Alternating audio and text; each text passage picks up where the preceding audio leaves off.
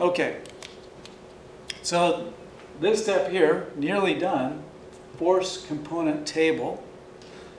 We want to break every force on our receiver, on the object of focus, into X and Y components. We've got those all sketched out on our free body diagram. We'll use our sketch and some trig, relate it to our coordinates, divide and conquer. Okay, this is the same that we do for any vector addition, right? It could be displacements or any vector addition. You've got an amount, also called the magnitude. You've got a direction with angles relative to your coordinate system. That can be broken down into rectangular or component form. So the amount and direction can also be represented as X and Y components, where X and Y mean exactly whatever you chose it to mean. Okay, so we're going to do this. We take the strength, we sketch it, we put it into X and Y. Now maybe it's all in the X direction and then in the Y. Let's take an example here. Suppose you've got a normal force. Now you can write that as F n. Notice I put no arrows because that's the magnitude. And maybe you know the number. Or you might write it as lowercase n. Now whatever you call it. Now if you've got a number, fine.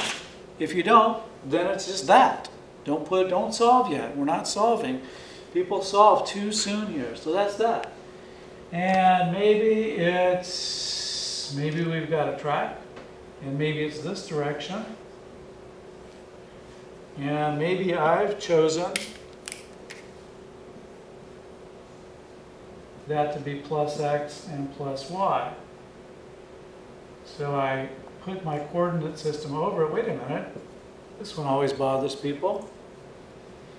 My normal force is all in the plus Y direction. So I'll go over here and just put it in as plus explicitly so I know that I'm checking the plus and minus.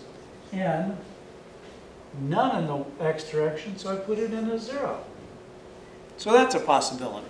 Or maybe there's, one of these is F sine theta and the other one's F cosine. This could be F sine theta. This could be negative F cos theta. Whatever it is. Just take a look at it. This picture will tell you. So we'll go along. List all on the FBD. What's that mean? Free body diagram. So you got you did one by one. You break them all down. What are you going to do with them? I'm going to add all these. These are all the forces, the components in the X direction. And so those will sum up with positives and negatives. The sum of the forces on my object is equal to the mass of the object times the acceleration of the object. That's wrong. What's wrong with it? It's in the X direction. X component. Mass, of course, doesn't. So these are the interactions, but only the X component equals the mass times acceleration of the object, but in the X direction. I can look up here now quickly, glance up here and say, hey, is that 0? Great. If it's at A, then it's just MA. Right? And then I go over here and I go, hey, let's see, what's this? This is the sum of the forces in the Y direction on that object of interest. I just add it up. I've already done the work. So every step is a little step. You add them up, sum the force components in the Y direction. You've done all the work. Put it in details, right? Put all this, there's maybe unknowns and things like that in there. Maybe an angle's unknown.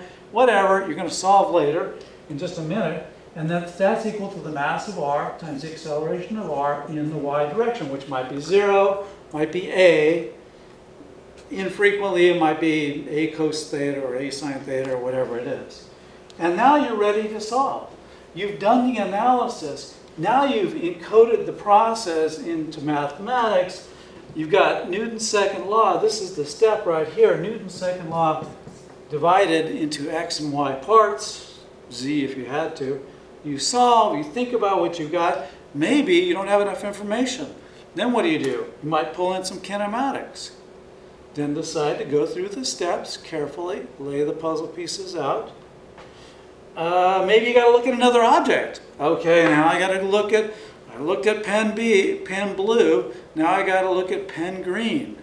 All right, I'll do this for that. You get pretty fast at it, right? Or maybe I'll need energy analysis. Or maybe I'll need momentum analysis. And now you're really getting good at this stuff. So those are the steps. Let's review quickly. Decide force analysis is worthy. Choose an object. Look at the object. Do free body diagram, which means put in all the forces. Just look for what's touching it, and then the non-contact forces. Put them in, label them. You may not know the values you're going to solve. You're going to know some stuff, not others. Right? Label them. Force from what object? Earth. On the object. That's the gravity force. Choose coordinate systems. You know, one direction, all the acceleration, the other direction, no acceleration. That's nice. Why? Because when I do F equals ma in the x and F equals ma in the y, one of those equals 0. And boy, is that nice, right? So you do that. Make a table, divide and conquer, take your forces, maybe with known values, maybe just as variables to be solved. Sketch them, throw your coordinate grid on there, break each force into x and y components, throw the x's into the Newton's second law in the x direction, the y into Newton's second law in the y direction, solve, analyze, bang. Now, do a bunch of problems, and you'll come into situations that'll make you scratch your head, say what's touching it, etc., and we'll pull it all together. So the next topic will be analyzing individual forces. So we'll look at what factors make a force stronger or weaker, and what determines the direction of the force. And then lots of problems. Okay, you're good to go.